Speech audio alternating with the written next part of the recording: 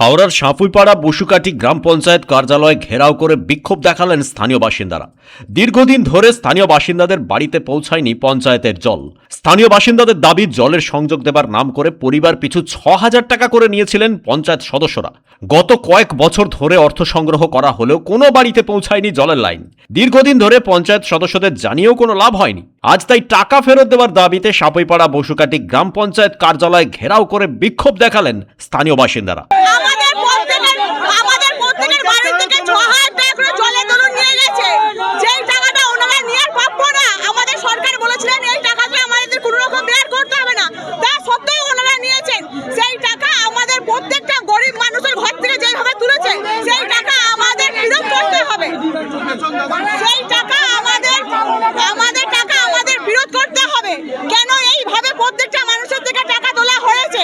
কতদিন ধরে এই টাকা নেওয়া হয়েছে? এই টাকা নিয়ে হয়েছে প্রায় ৫ বছরের আগে থাকতে। কারা নিয়েছিল?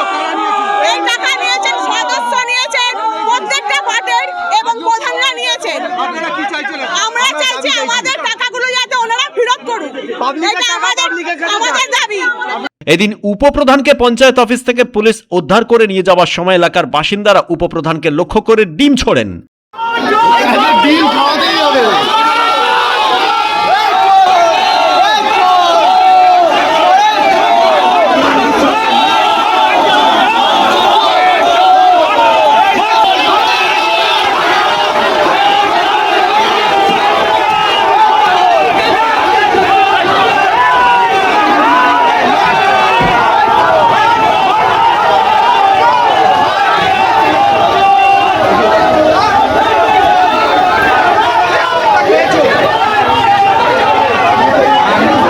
জলের জন্য পুরসভা বা পঞ্চায়েতকে কোনো কর দিতে হয় না। বাম আমলেই জলকর তুলে দেওয়া হয়েছিল, সেই জলকর তৃণমূল আমলেও চালু হয়নি। এমনকি পুরসভা বা পঞ্চায়েত কোনো এলাকাতেই জলের লাইন পেতে গেলেও টাকা দেওয়া বাধ্যতামূলক নয়। তারপরও কিভাবে বাড়ি বাড়ি জলের লাইন পৌঁছে দেওয়ার প্রতিশ্রুতি দিয়ে ৬,০০০ টাকা করে আদায় করা হয়েছিল তা নিয়ে প্রশ্ন উঠছে।